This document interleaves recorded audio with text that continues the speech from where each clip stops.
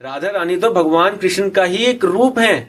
कुछ आकस्मिक कुछ ना कुछ हुआ है, जैसे आकाशवाणी हुई है या कुछ धरती पर कोई बदलाव, एक वो धरा तैयार कर रहे हैं कल की अवतार के आने के लिए। वासुदेव जी का जन्म हुआ था तो आसमान में जो वो बिजली कड़की थी ना,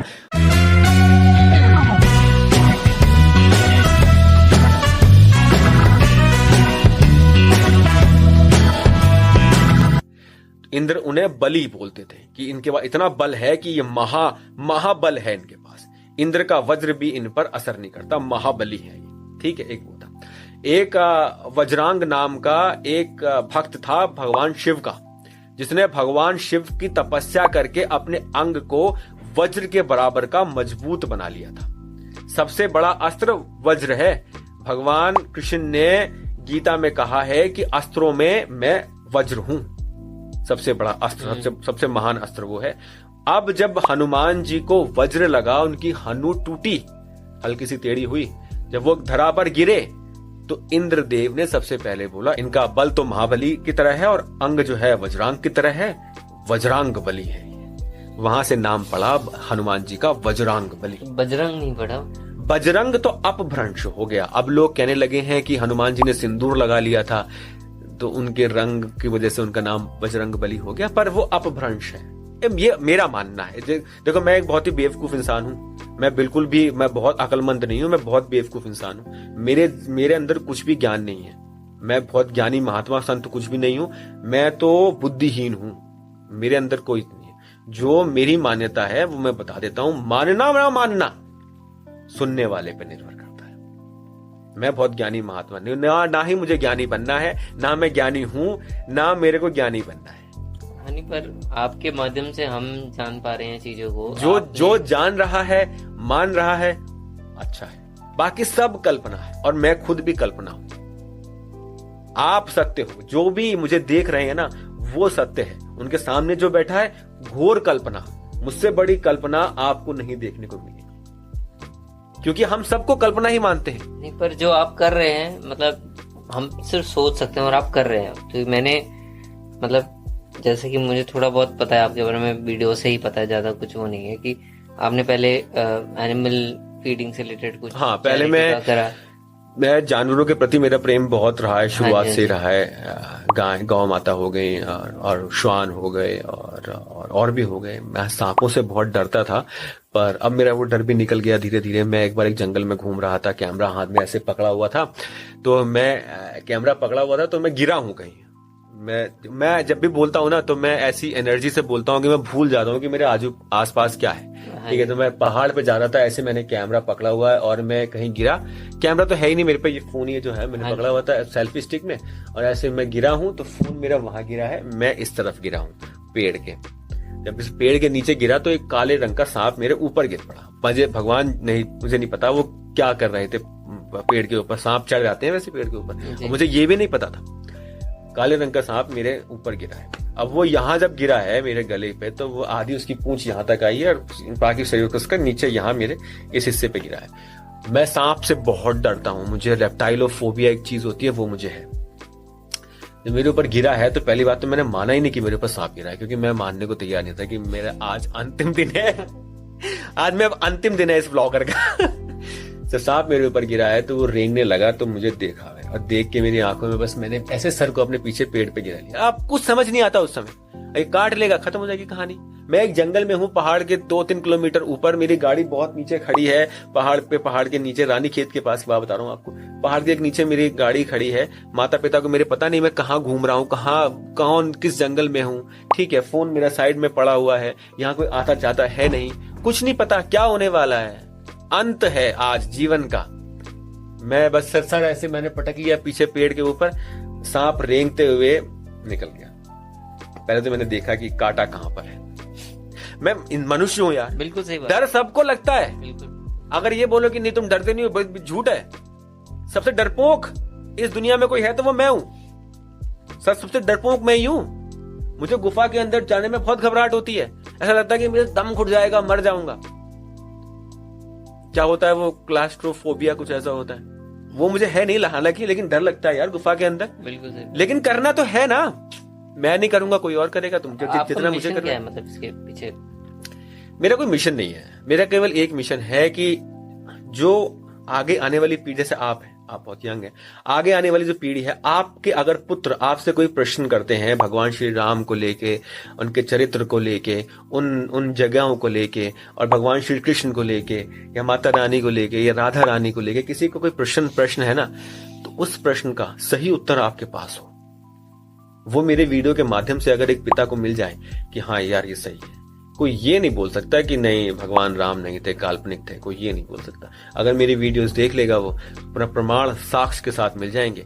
अब कुछ लोग कहते हैं कि आप तो बोले जा रहे हो, कुछ है तो कुछ ऐसा प्रमाण दिखाओ। क्या दिखाना चाहें? मतलब भगवान राम को आपके सामने लाके खड़ा कर दिया जाए तो आप मानेंगे? वो जगह ही प्रमाण होती है, आपका घर ही आपके वहां रहने का प्रमाण है। आपको कोई कहे क्या बोलेगा, आप कौन हो? ये जहां बैठे हैं, जो आपका ये संपत्ति है, ये आपका प्रमाण है। आप कौन हो, ये प्रमाण इंसान कलयुग में इसी से प्रमाणित होता है। आपका जो सर्टिफिकेट होता है, अब 10वीं पास की आपने, सर्टिफिकेट मिलता है ना, क्यों मिलता है? ऐसे बोल दो कि हाँ मैंने की थी पास, नहीं मानेंगे ना। प्रमाण चाहिए, आपके मौजूद होते हुए, आपकी भाषा को देखते हुए, सुनते हुए, आपके ज्ञान को परखते हुए, उसके बाद भी आपसे सर्टिफिकेट मांगते हैं। आधार कार्ड दिखा दो अपना। क्यों? आप तो मौजूद हो, तब भी आपको मानने को तैयार नहीं है लोग। तो भगवान राम जो लाखों वर्ष पूर्व हुए, उनका प्रमाण क्या चाहते हो आप? आधार कार्ड मिले आपको उनका? उन्होंने तो आधार कार्ड बनवाया नहीं। तो फिर नहीं, वो चीज इंपॉर्टेंट है। वो चीज ये है कि वो जहां थे, राम सेतु इतना बड़ा प्रमाण आपके सामने मौजूद है, अयोध्या मौजूद है। अगर रामायण नहीं हुई थी तो आज से मैं कहता हूं लाखों वर्ष पूर्व वाल्मीकि जी ने रामायण का चित्रण किया होगा। ठीक है, नहीं मानते ये लोग, कहते हैं इतना नहीं है। कुछ लोग कहते हैं कि 3000 पहले वाल्मीकि जी ने रामायण लिखी। भाई 3000 साल पहले हमारे सबसे जिनको हम पूजनीय मानते हैं, गोरे, जो 18वीं शताब्दी में जब उन्होंने जो इजाद किया, वो इजाद किया, उससे पहले तो वो भी कुछ नहीं कर पाए थे। उनको हम सब कुछ मानते हैं। उन्होंने हवाई जहाज तो बनाए नहीं थे, ना उन्होंने गूगल मैप बनाया था, ना उन्होंने रोड्स बनाई थी, ना उन्होंने हमारे लिए ट्रेन्स बनाई थी वाल्मीकि जी के लिए। वाल्मीकि जी उड़ना तो जानते थे नहीं। कैसे वो पहुंच गए पंपा सरोवर? कैसे वो एकदम से, जो आपको वनस्पति वहां पर मौजूद हैं भारत के दक्षिणी हिस्से में, वो वनस्पति वाल्मीकि रामायण में उसका चित्रण मिल जाएगा आपको। अयोध्या से निकले, कहां कहां गए, किष्किंधा किष्किंधा में किस चट्टान में सुग्रीव जी रहा करते थे, उसके बाद क्या हुआ। अशोक वाटिका तो दूर थी, वाल्मीकि जी चल के तो गए नहीं थे राम सेतु के ऊपर। अशोक वाटिका कैसे पहुंच गए? जो वहां पे राक्षसी थी, उनका चित्रण कैसे कर लिया? काल्पनिक कर लिया क्या? अगर काल्पनिक किया तो आज भी वो चीज वहां कैसे? अब लोग मुझसे बोलते हैं कि भाई शोले पिक्चर में रामगढ़ है, ठीक है, स्पाइडर मैन में न्यूयॉर्क है, तो भाई उनका कैसे कैसे कैसे मान ले कि रामायण में अयोध्या है तो रामायण हुई थी? तो आपकी जो जर्नी है आपने एनिमल से रिलेटेड मदद के लिए भी कुछ किया है, आपने आप डब स्मैश में भी आए हैं, डब स्मैश जैसी वीडियो भी बनाई है, फिर फूड ब्लॉगिंग भी करी, और उसके बाद फिर आप स्पिरिचुअल आ गए। तो ये मतलब डब स्मैश से स्पिरिचुअल की ईट एंड एक्सप्लोर से मिस्टिक वरुण। देखिए कभी भी ना, जो इंसान जिसने कुछ देखा नहीं है, उसको सिर्फ अगर भक्ति में लगा दोगे ना, तो उसके लिए बड़ा आसान है। आप अगर भक्त हैं और भक्ति पैदा हुए हैं, भक्त बन गए, बड़े भक्त हुए, भक्ति चले गए, जब आप सब कुछ देख लेते हैं, आप सब कुछ जान लेते हैं, समझ लेते हैं, और फिर आप ये फैसला करते हैं क्या सही है, क्या गलत है, क्या उचित है, क्या अनुचित है, जब आपको वो रास्ता दिखाई पड़ता है ना, तो वो रास्ता जो होता है वो सभी बिल्कुल सही रास्ता। जैसे कि भगवान ने आपको एक रास्ता दिखाया है, आप चले जा रहे हैं मस्ती से। मैं एनिमल वेलफेयर मेरे शरीर में बसा हुआ है, गौ माता को प्यार करता हूँ, किसी को दिखाने के लिए नहीं, वो मेरा अपना है। वो मैं अपने आप मानता हूँ कि हाँ भाई, श्वान की भी सेवा करनी चाहिए, माता की भी सेवा करनी चाहिए, चाहे वो गौ के रूप में है या किसी और रूप में है, चाहे वो फिर किसी पशु के रूप में भी हो, वो माता है। ठीक है, वो भले ही हमारे को पैदा, हमको जन्म नहीं दिया, हमारे जन्म देने वाली माता नहीं है, लेकिन वो माता है। हमारे धर्म में माता होना सिखाया गया है। माता चाहे श्वान की हो, चाहे माता हाथी की हो, चाहे शेर की हो, माता माता ही है। ठीक है, तो उनकी सेवा करना हमारा धर्म है, कर्तव्य है। पहले मैं वो करता हूं आज भी, पर पहले मैं उसकी वीडियोस भी बनाया करता था, अपलोड भी किया करता था। एक मेरा एनजीओ भी मैंने स्टार्ट किया था, 4 लेगेड क्लब के नाम से, जिसमें जो भी धन मैंने संकुचित किया था अपने पास, जो भी जोड़ा था, वो धन मैंने समर्पित कर दिया था। देहरादून में एक छोटा सा मैंने मकान लिया था किराए पर, और वहां मैंने उनकी सेवा शुरू करी। हालांकि बड़ा ही तो दिक्कत आई, सब चीज में दिक्कत आती है, दिक्कत आई, धन समाप्त हो गया, लौट के बुद्धू घर आ गए। उसके बाद फिर ये रील्स वगैरह चलना शुरू हुए थे, तो मैंने ये रील्स बनाना भी शुरू किया। और लोगों की तरह मेरे अंदर भी बहुत सारे विचार थे। मैं भी चाहता था कि मैं भी फेमस हूं। क्यों फेमस होना क्या बुरी बात है, कि अच्छी बात है। मेरे को भी लगा करता था कि मुझे भी करना चाहिए। अगर मैं करूंगा ही नहीं कुछ चीज, तो मैं जानूंगा कैसे क्या उसका फल है। किया मैंने, करता रहा। 1.5 साल मैंने पूरा ट्रैवल वीडियोस वही बनाए हैं, खाने पीने के भी वीडियोस बनाए हैं। मैं कोई पुण्य आत्मा नहीं हूं जो आसमान से उतर के आया हूं, सबको ज्ञान बांट रहा हूं। मैं तो बहुत बेवकूफ हूं, पर मैं सरल हूं। मैं बेवकूफ बहुत हूं, मुझे कोई ज्ञान व्यान नहीं है, पर मैं सरल हूं। मैं कोई पुण्य आत्मा नहीं हूं। मेरे को तो एक दिन भगवान ने ऐसे, मैं जा रहा हूं इस तरफ, और भगवान ने ऐसे पकड़ के ऐसे मोड़ दिया, यहां जाओ। मैं चल दिया, और आज मैं जहां बैठा हूं वहां मैं उसी की वजह से हूं। एक वीडियो मेरा वायरल हुआ, वो भगवान की दिशा देने का शायद तरीका रहा होगा। उन्होंने कहा ऐसे चल बेटा, यहां चलो, चल दिया। आप मेरे ख्याल से पढ़े भी फॉरेन में हैं। हाँ, मेरी पढ़ाई विदेश में हुई है जी। और मेरी पढ़ाई, मैं इंग्लैंड रहा हूँ, ऑस्ट्रेलिया रहा हूँ, न्यूजीलैंड रहा हूँ, और भी बहुत देशों में रहा हूँ। अब मेरा विदेश जाने का इच्छा नहीं, सही बताऊं तो। अगर अपने देश को मैं जान लूं, ऐसा नहीं है कि मेरे पास मेरे अच्छी जॉब नहीं थी, मेरे पास बहुत अच्छी जॉब थी। अपने देश को अगर मैं जान लूं, समझ लूं, और जो आने वाली पीढ़ी है उसको समझा दूं, वो एक लक्ष्य है जो मुझे पूरा करना है। विदेश में मैं जाके अच्छी नौकरी करूं, 4 लाख 5 लाख रुपए महीने के कमाऊं, खूब वहां पे ऐशो आराम करूं, और चल दूं एक दिन कि मैंने तो अपनी जिंदगी बड़े मस्ती से जी ली। बस यही था। तो मैंने अकेले नहीं, सभी जी रहे हैं मस्ती से भाई। ये तूने कौन सा बड़ा काम कर लिया है, सभी यही कर रहे हैं। नहीं, मेरे को कोई अपनी जिंदगी में कोई वो नहीं है, मलाल नहीं है किसी चीज का। मैं तो अपनी जिंदगी में मस्ती से खूब रहा हूं, जिया मैंने लाइफ। अरे ये वो सत्य नहीं है, ये सत्य नहीं है। समझना आवश्यक है। जितनी जल्दी समझ जाओगे, भगवान राम का बहुत बड़ा आशीर्वाद कृपा है कि मैं इस आयु में भी समझ गया जिस आयु में मैं हूं। वरना इस आयु में भी समझ में नहीं आता है लोगों को, 60 साल की आयु में भी समझ में नहीं आता है कि अब समय आ गया है कि अब तुम्हें निकल जाओ उस खोज में जिस खोज के लिए तुम्हारे को पैदा किया गया है। तो जो पेरेंट्स कहते हैं कि सेट होना चाहिए, तो सेट आपके हिसाब से क्या है? लाइफ में सेट होना चाहिए, सेट क्या है? पैरामीटर्स अलग अलग है, पैरामीटर्स अलग अलग हैं उस सेट होने के। अगर देखो किसी के 4 पुत्र हैं, तो एक पुत्र उसमें मेरे जैसा होना चाहिए, जो धर्म के लिए कुछ काम करे। बाकी 3 पुत्र सेट हो जाए। माता पिता की आज्ञा को ना मानना सबसे बड़ा अधर्म है। माता पिता की आज्ञा को मानना आवश्यक है। तो मैंने ये भी सुना जैसे कि जब कृष्ण जी पैदा हुए थे नंदगांव, मतलब नंदगांव गए थे पैदा होने के बाद, तो वहां पे भगवान दर्शन करने भी आए थे, पर शिव जी को और शनिदेव जी को शायद दर्शन नहीं हुए थे, ऐसा कुछ नहीं। भगवान जब कृष्ण पैदा हुए थे उसके बाद तो वो कोयले घाट पे ले आए थे उन्हें नंद बाबा। यहाँ पर भगवान शिव उनके दर्शन करने आए थे, और भगवान शिव हर बार त्रेता में भगवान राम के भी दर्शन करने आए थे, और द्वापर में भगवान श्री कृष्ण के भी दर्शन करने आए थे। यहाँ पर भगवान शिव आए थे अपने रूप में, तो देखो भगवान शिव नहीं आएंगे, ना त्रेता में आए थे ना द्वापर में आए थे। जब अपने रूप में नहीं आएंगे तो माता रानी 21 दिन तक तो अपने बच्चे का मुंह किसी को देखने देंगी ही नहीं। हमारे धर्म की नीतियां हैं भाई जी। तो किसी को देखने देंगे ही नहीं। अंतर ध्यान होके भगवान शिव किसी को भी देख ले, महादेव हैं, किसी को भी देख ले। अब आती है बात शनिदेव की।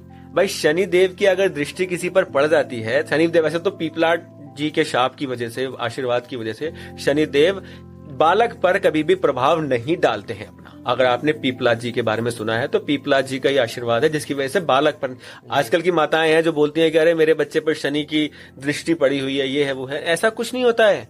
ये दिमाग में बच्चे के ऊपर शनि महाराज कोई भगवान है हमारे भाई, वो हमारे खिलाफ थोड़ी ना, हमारे विरुद्ध थोड़ी ना। लोगों ने भगवान से डरना शुरू कर दिया।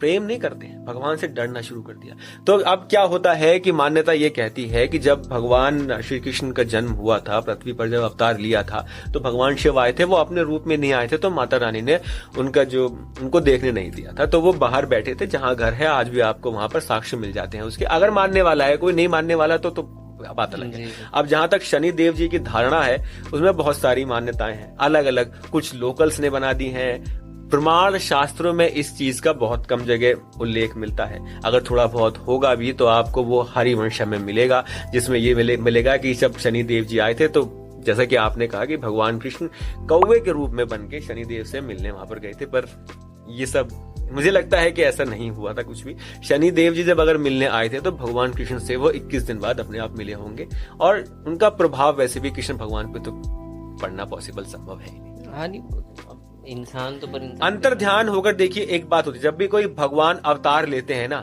वो अकेले नहीं लेते हैं जी। एक पूरी फैमिली होती है, सारे वसु उसमें होते हैं, इंद्रदेव होते हैं, इंद्राणी होती हैं, ठीक है, सब होते हैं उसमें, वायु देव होते हैं, वायु चंद्रदेव होते हैं, चंद्रदेव के तो पुत्र थे वर्चा, वो 16 साल तक यहाँ रहे थे, अभिमन्यु के रूप में अवतार लिया था उन्होंने यहाँ पर। तो वो एक टीम आती है पूरी। आपको ऐसा लग रहा होगा कि भगवान राम अकेले आ गए लड़ने के लिए, चलो लेट्स गो, ऐसा नहीं है। भगवान राम जब अवतार लेंगे तो ये धरा को संभालना होगा उसको।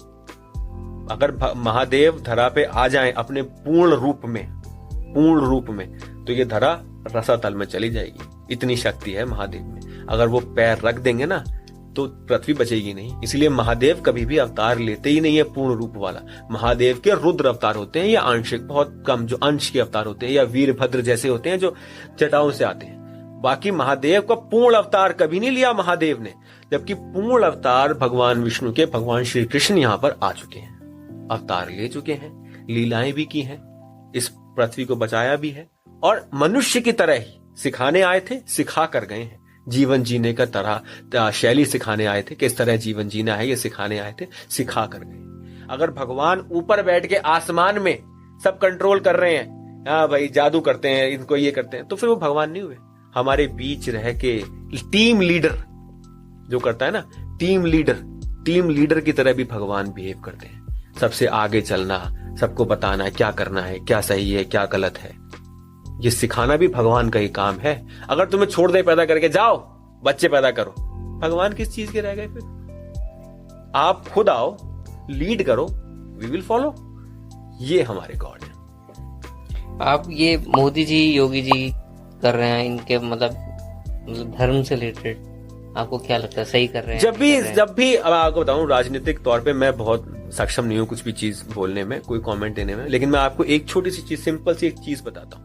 जब भी आप एक राजनेता बन जाते हैं ना, तो आपके हाथ कट जाते हैं। जब आप वो सुख भोगना शुरू हो जाते हैं ना, राजयोग जो आपको जिसे हम बोलते हैं, जो हर एक को नहीं मिलता है, वो जो आप सुख भोगना शुरू हो जाते हैं ना, फिर आप वो नहीं कर सकते जिसके लिए आपका जन्म हुआ है, फिर तो आप राजयोग में चले गए हैं। जब एक राजा होता है ना, तो वो फिर धर्म का पालन, या तो वो भगवान राम की तरह हो, फिर जो राम राज्य में धर्म का पालन कर पाए, या फिर और कोई धर्म का पालन फिर नहीं, वैसा नहीं कर सकता आप, क्योंकि अब हमारे देश की नसों में वो चीजें भर गई हैं जिस चीज को निकालना अब संभव नहीं है। आज के टाइम में राम बन सकते हैं? आज के टाइम में राम कलयुग के अंत के बाद ही बन सकते हैं, कलयुग अब नहीं बन सकते, अब नहीं।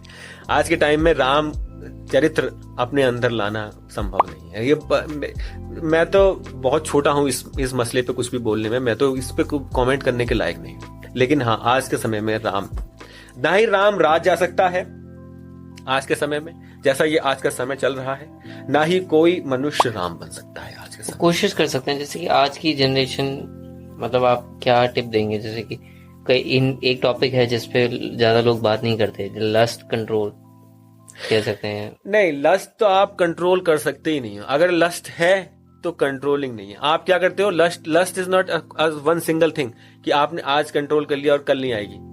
लस्ट क्या होती है, लस्ट हमारे यहां पर रखी है, जहां नीचे लस्ट नहीं है, लस्ट यहां पर है। इस दिमाग में जो लस्ट है ना, ये हम देखते हैं। आपने कभी बर्गर ना खाया हो, मैं आपको एक छोटा सा उदाहरण दे रहा हूं। आपने कभी बर्गर ना खाओ, क्या आप मिस करोगे बर्गर को? जब खाया ही नहीं बर्गर, तो मिस करोगे नहीं करोगे। आप हम लोग किस चीज की बात करते हैं पता है? 1000 साल पुरानी।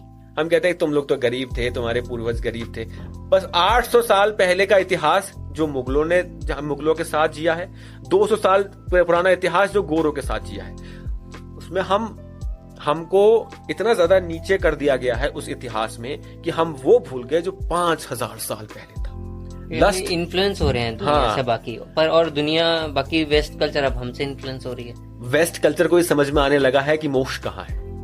वेस्ट कल्चर लस्ट से बाहर जा रहा है। हम लोग वेस्ट को देख के लस्ट को कंट्रोल नहीं कर पा रहे हैं, वेस्ट हमको देख के लस्ट कंट्रोल कर रहा है। हमारे धर्म को देख के वेस्ट ये समझने लगा है कि ये ही सही रास्ता है, मार्ग यही है जो पुराना है।